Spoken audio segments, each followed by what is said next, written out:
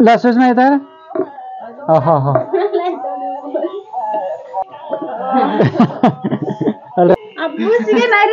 सिंगन रे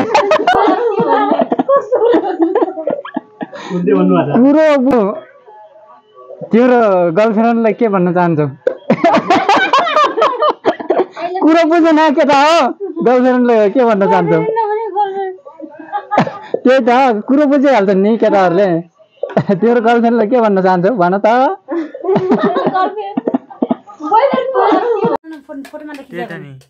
कान्छा गाइड लागेछ हेट्ने हबे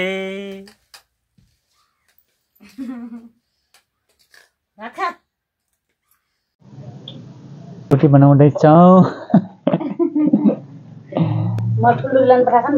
मलाई ठुलो लोरी भन्छन् के अरे यसलाई हाम्रो भाषामा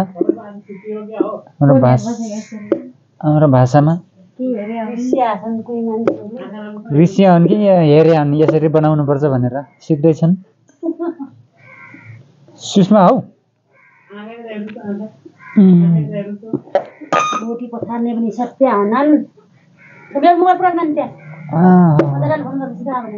यसरी हो हेर्दै जानुहोस् अन्तिमसम्म हेर्नु होला यसको डिजाइन यसरी डिजाइन बनाउँदै बनाउँदै लास्टमा यो रोटी बनाएको ल हेर्नुहोस् यसरी रोटी बनाइयो है त्यसपछि यहाँ यसरी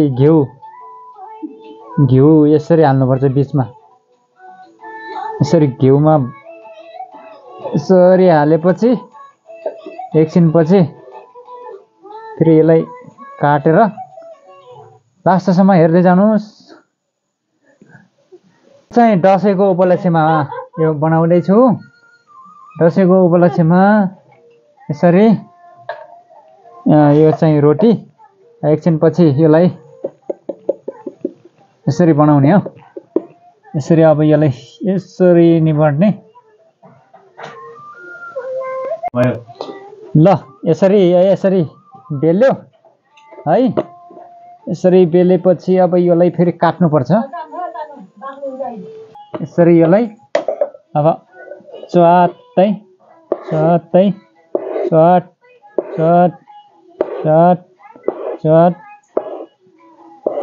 कति पिस भयो कन्ट सुषमा कति पिस भयो 3 4 5 6 दसैँको रोटी झिलिमिली दसैँको रोटी यसरी अझै सानो सानो बनाउँदैछन् घिउ सिउ हालेर यसको भित्र घिउ हाल्नुपर्छ कि घिउ नहालेर एकदम राम्रो हुँदैन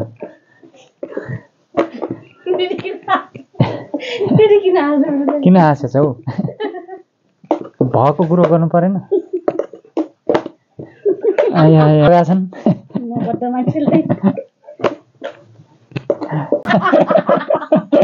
यस्तै हेर्न दाँत के छ त्यो हाँसे मलाई मुखमा लगाइदिनु होला सुषमा त यहाँ बनाउँदैछ यो त मेन यही त हो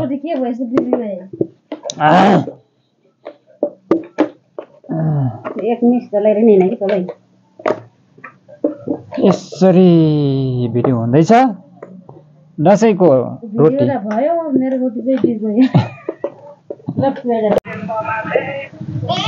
ल यसरी रोटी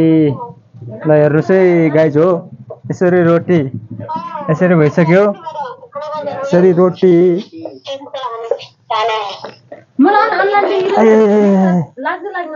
यसरी रोटी पाकिरहेको छ यहाँ भित्र पनि खिच्न किन फेरि मन खानेर मानिस टक्कै लाग्नुहुन्छ त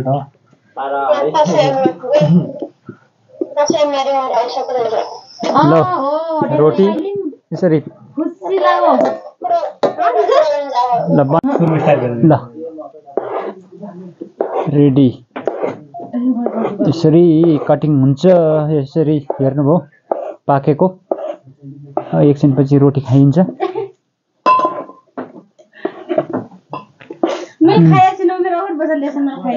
खाउनु हौ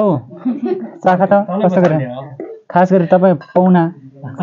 खै ल्याउनु त मलाई पनि कति मिठो छ त हेरौँ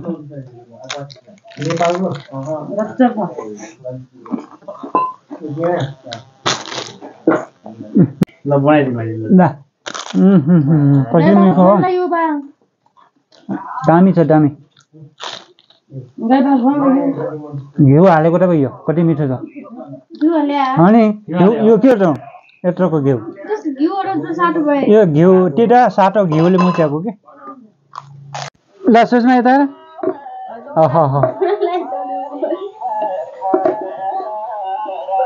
कान्छी साली राम्रो हाले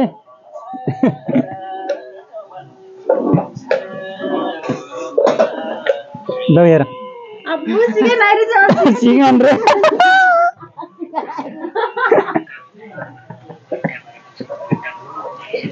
ल हेर्नु चाहिँ अब लास्ट फाइनल यता चाहिँ हाम्रा को हुन् ल तिम्रो गर्लफ्रेन्डलाई के भन्न चाहन्छौ कुरो बुझेन केटा हो गर्लफ्रेन्डलाई के भन्न चाहन्छौ त्यही त कुरो बुझिहाल्छ नि केटाहरूले तिम्रो गर्लफ्रेन्डलाई के भन्न चाहन्छौ भन त